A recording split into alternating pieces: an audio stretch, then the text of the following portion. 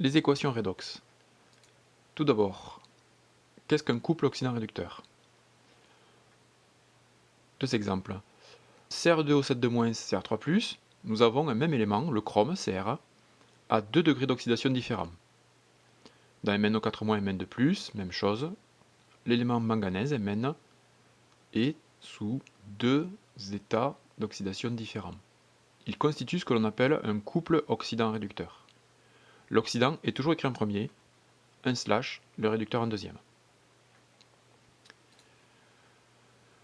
Dans un couple oxydant-réducteur, l'espèce appelée le réducteur, c'est-à-dire celle écrite côté droit, est une espèce qui peut perdre des électrons, et l'espèce oxydante est capable de gagner des électrons. Donc un moyen de s'en souvenir, réducteur perd, vous retrouvez le E, oxydant gagne, on retrouve le A. Dans un couple oxydant-réducteur, cet échange d'électrons va être traduit par une demi-équation qui modélise donc la réduction d'un oxydant en son réducteur conjugué et d'un réducteur en son oxydant conjugué. Donc on peut passer de l'un à l'autre en échangeant des électrons, et cet échange au sein d'un même couple s'appelle une demi-équation. À retenir, un oxydant va gagner des électrons pour donner sa forme réduite. Quand on part de l'oxydant et qu'on va vers sa forme réduite, on a ce que l'on appelle une réduction de l'oxydant, et cette réduction correspond à un gain d'électrons de la part de l'oxydant. Inversement, le réducteur perd des électrons pour donner sa forme oxydée. C'est donc une oxydation. Une oxydation, c'est une perte d'électrons. Le petit n représente le nombre d'électrons échangés au sein du couple. Et chose à retenir, l'oxydant du couple est toujours écrit du côté des électrons dans une demi-équation. Alors comment écrit-on une demi-équation? Voici la méthode.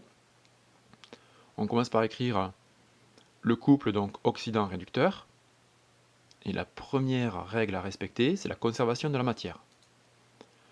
Donc on écrit l'oxydant côté gauche égale le réducteur côté droit ici, on peut inverser bien évidemment, et on va compter au sein de ce couple combien d'éléments identiques de part et d'autre. Quand on écrit Cr2O7-, le 2 se réfère au chrome, il y en a 2, côté réducteur il n'y en a qu'un. Donc on va devoir équilibrer ou ajuster en rajoutant donc un coefficient 2 du côté de Cr3+. On a équilibré donc le nombre d'atomes, ou l'élément plutôt, donc on a conservé la matière. Deuxième étape, nous devons équilibrer les oxygènes en ajoutant des molécules d'eau. Et on rajoute autant de molécules d'eau qu'il manque d'atomes d'oxygène. Dans Cr2O7-, nous avons 7 atomes d'oxygène. Nous allons donc devoir rajouter 7 molécules d'eau côté réducteur. Or, en rajoutant de l'eau, nous avons aussi ajouté l'élément H que nous devons donc ajuster à nouveau. Nous avons ajouté 7 molécules d'eau, 7H2O donc, 14H, que nous allons équilibrer côté oxydant en rajoutant ici 14 ions H+. Dernière étape, nous devons équilibrer les charges. Donc la règle est très simple, les charges doivent être identiques de part et d'autre du signe égal. Donc nous les comptons.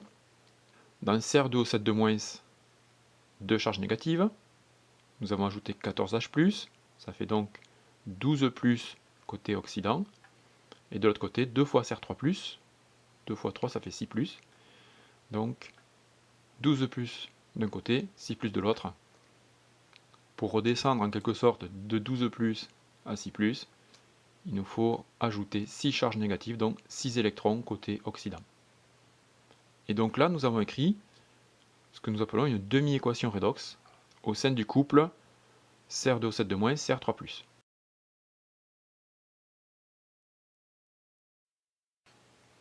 Nous allons appliquer exactement la même méthode pour un nouveau couple, le couple MnO4-, Mn2+. oxydant du couple MnO4- sera donc du côté des électrons dans la demi-équation, Mn de plus, réducteur. Première étape, vérifier la conservation de la matière. Pour l'ion permanganate MnO4-, un élément Mn. Pour Mn de plus, un élément Mn. Donc la conservation de la matière, c'est réglé. Équilibrer les oxygènes en rajoutant des molécules d'eau. Donc l'ion permanganate contient 4 atomes d'oxygène. Nous allons donc rajouter, pour équilibrer, du côté du réducteur, 4 H2O. Nous avons équilibré l'élément oxygène. En ajoutant ces 4 H2O, nous avons rajouté donc 8 éléments hydrogène. Nous allons donc les équilibrer en ajoutant de l'autre côté de la demi-équation 8 ions H+. Enfin, pour équilibrer les charges, nous allons compter de part et d'autre de l'égalité les charges électriques. MnO4-, donc une charge négative, une seule.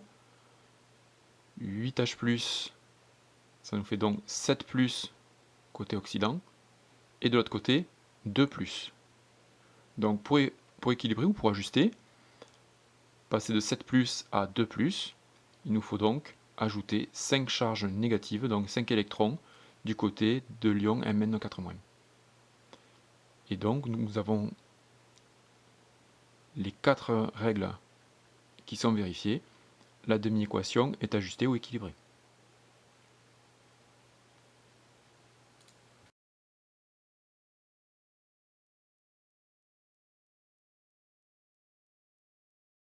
Le couple Fe3+, Fe2+, là c'est très simple, conservation de la matière, c'est déjà fait.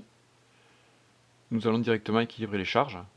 Donc Fe3+ d'un côté, Fe2+ de l'autre. Nous ajoutons un électron côté oxydant pour équilibrer. Nous allons devoir écrire l'équation entre l'ion Fe2+ et l'ion MnO4-. Forcément, une équation redox fait intervenir le réducteur d'un couple et l'oxydant d'un autre couple. Les deux demi-équations consistent toujours à écrire dans un sens la réduction d'un oxydant d'un couple et l'oxydation du réducteur de l'autre couple. Donc les deux demi-équations vont chacune faire intervenir un certain nombre d'électrons. Au final, il ne doit y avoir aucun électron dans l'équation redox.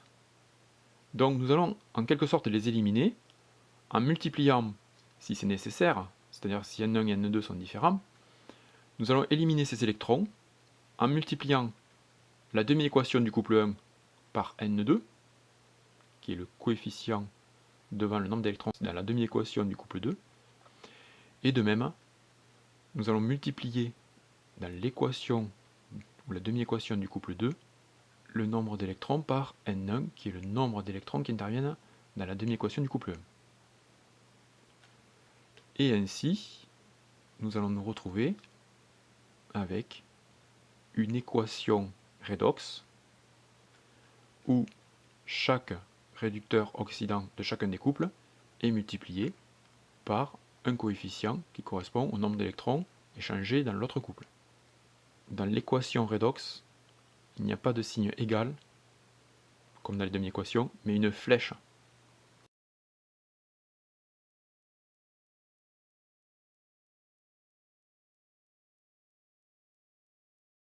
Pour écrire la réaction entre l'ion Fe2+ et l'ion MnO4-, nous devons d'abord écrire les deux demi-équations concernant chacun des couples dans le bon sens.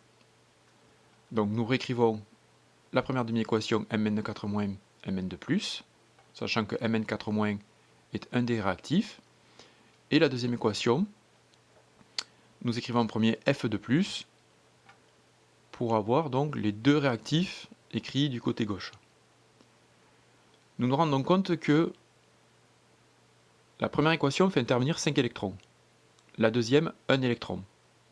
Or, au final, dans l'équation d'oxydoréduction, il ne doit plus y avoir d'électrons. Donc nous allons les éliminer, entre guillemets, en multipliant la deuxième équation par 5, de façon à éliminer de part et d'autre ces 5 électrons. Toute la deuxième demi-équation doit être multipliée par 5. Ce qui nous donne au final 5 ions Fe2+, qui vont réagir avec un ion Mn4-, les 8H+, apportés par la première demi-équation, le signe égal est remplacé par une flèche, on retrouve de l'autre côté 5Fe3+, un ion Mn2+, et les 4 molécules d'eau. Nous avons la réaction d'oxydoréduction entre l'ion fer 2 et l'ion permanganate.